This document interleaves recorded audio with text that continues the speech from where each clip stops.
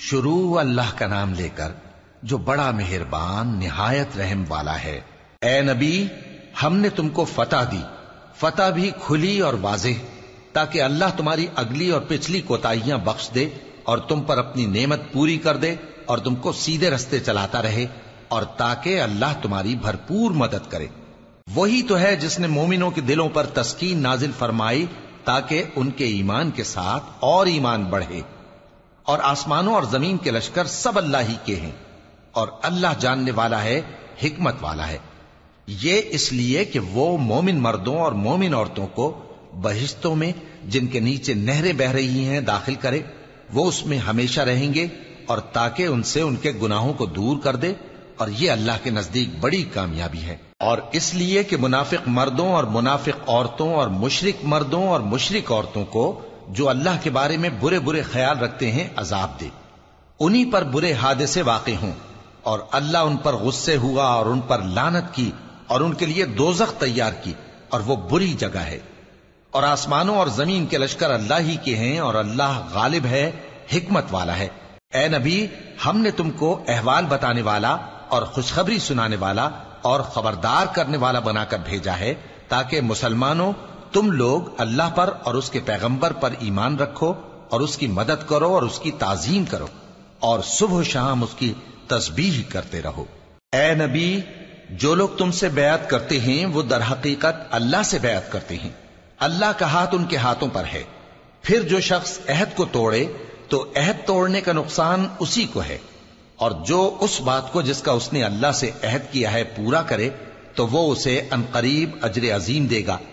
اے نبی، جو گنوار پیچھے رہ گئے وہ تم سے کہیں گے کہ ہم کو ہمارے مال اور اہل و عیال نے روک رکھا تھا، سو آپ ہمارے لیے اللہ سے بخشش مانگیں۔ یہ لوگ اپنی زبان سے وہ بات کہتے ہیں جو ان کے دل میں نہیں ہے۔ کہہ دو کہ اگر اللہ تم لوگوں کو نقصان پہنچانا چاہے یا تمہیں فائدہ پہنچانے کا ارادہ فرمائے تو کون ہے جو اس کے سامنے تمہارے لیے کسی بات کا کچھ اختیار رکھے؟ کوئی نہیں، بلکہ جو کچھ تم کرتے ہو اللہ اس سے واقف ہے۔ بات یہ ہے کہ تم لوگ یہ سمجھ بیٹھے تھے کہ پیغمبر اور مومن اپنے اہل و عیال میں کبھی لوٹ کر آنے ہی کے نہیں، اور یہی بات تمہارے دلوں کو اچھی معلوم ہوئی اور اسی وجہ سے تم نے برے برے خیال کیے، اور آخر کار تم ہلاکت میں پڑ گئے۔ اور جو شخص اللہ پر اور اس کے پیغمبر پر ایمان نہ لائے تو ہم نے ایسے کافروں کے لیے آگ تیار کر رکھی ہے، اور آسمانوں اور زمین کی حکومت اللہ ہی کی ہے، وہ جسے چاہے بخشے اور جسے چاہے سزا دے، اور اللہ بخشنے والا ہے، مہربان ہے۔ جب تم لوگ مال غنیمت لینے چلو گے تو جو لوگ پیچھے رہ گئے تھے وہ کہیں گے ہمیں بھی اجازت دیجئے کہ آپ کے ساتھ چلیں۔ یہ چاہتے ہیں کہ اللہ کے قول کو بدل دیں۔ کہہ دو کہ تم ہرگز ہمارے ساتھ نہیں چل سکتے، اسی طرح اللہ نے پہلے سے فرما دیا ہے۔ پھر کہیں گے نہیں، تم تو ہم سے حسد کرتے ہو۔ بات یہ ہے کہ یہ لوگ سمجھتے ہی نہیں مگر بہت کم۔ اے نبی، جو گنوار پیچھے رہ گئے تھے ان سے کہہ دو کہ تم جلد ایک سخت جنگجو قوم کے ساتھ جنگ کے لیے بلائے جاؤ گے، ان سے تم یا تو جنگ کرتے رہو گے یا وہ ہار مان لیں گے۔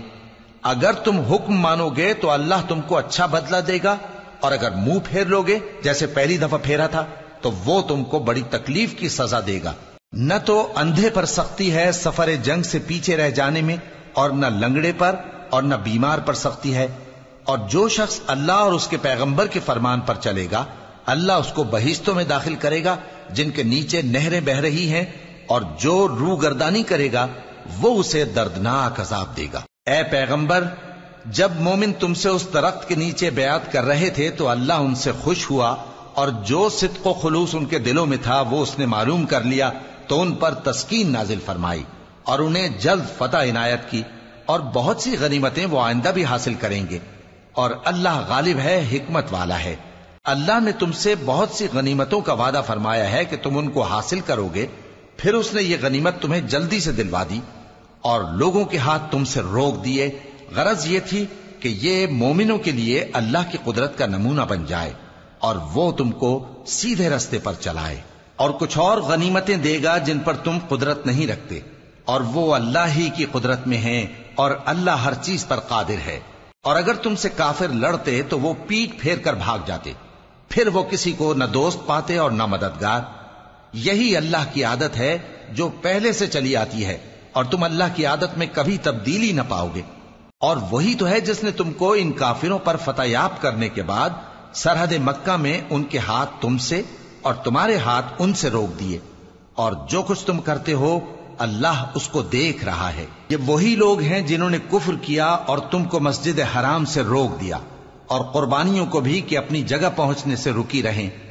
اور اگر ایسے مسلمان مرد اور مسلمان عورتیں نہ ہوتی جن کو تم جانتے نہ تھے کہ اگر تم ان کو پامال کر دیتے تو تم کو ان کی طرف سے بے خبری میں نقصان پہنچ جاتا، تو بھی تمہارے ہاتھ فتح رہتی، مگر تاخیر اس لیے ہوئی کہ اللہ اپنی رحمت میں جس کو چاہے داخل کر لے۔ اور اگر دونوں فریق الگ الگ ہو جاتے تو جو ان میں کافر تھے ان کو ہم دکھ دینے والا عذاب دیتے۔ جب کافروں نے اپنے دلوں میں ضد کی، اور ضد بھی جاہلیت کی، تو اللہ نے اپنے پیغمبر اور مومنوں پر اپنی طرف سے تسکین نازل فرمائی اور ان کو پرہیزگاری کی بات پر قائم رکھا، اور وہ اسی کے مستحق اور اہل تھے، اور اللہ ہر چیز سے خبردار ہے۔ بے شک اللہ نے اپنے پیغمبر کو سچا اور صحیح خواب دکھایا تھا کہ تم انشاءاللہ مسجد حرام میں اپنے سر منڈوا کر یا اپنے بال ترشوا کر امن و امان سے داخل ہوگے اور کسی طرح کا خوف نہ کرو گے۔ جو بات تم نہیں جانتے تھے اللہ کو معلوم تھی، سو اس نے اس سے پہلے ہی جلد ایک فتح عطا فرمائی۔ وہی تو ہے جس نے اپنے پیغمبر کو ہدایت کی کتاب اور دین حق دے کر بھیجا تاکہ اس کو تمام دینوں پر غالب کرے، اور حق ثابت کرنے کے لیے اللہ ہی کافی ہے۔ محمد صلی اللہ علیہ وآلہ وسلم اللہ کے پیغمبر ہیں، اور جو لوگ ان کے ساتھ ہیں وہ کافروں کے مقابلے میں تو سخت ہیں اور آپس میں رحم دل۔ اے دیکھنے والے، تو ان کو دیکھتا ہے کہ اللہ کے آگے جھکے ہوئے سر بسجود ہیں اور اللہ کا فضل اور اس کی خوشنودی طلب کر رہے ہیں۔ کثرت سجود کے اثر سے ان کی پیشانیوں پر نشان پڑے ہوئے ہیں۔ ان کے یہی اوصاف تورات میں ہیں اور یہی اوصاف انجیل میں ہیں۔ وہ گویا ایک کھیتی ہیں جس نے پہلے زمین سے اپنی سوئی نکالی، پھر اس کو مضبوط کیا، پھر موٹی ہوئی، اور پھر اپنے تنے پر سیدھی کھڑی ہو گئی، اور لگی کھیتی والوں کو خوش کرنے تاکہ کافروں کا جی جلائے۔ جو لوگ ان میں سے ایمان لائے اور نیک عمل کرتے رہے ان سے اللہ نے گناہوں کی بخشش اور اجر عظیم کا وعدہ کیا ہے۔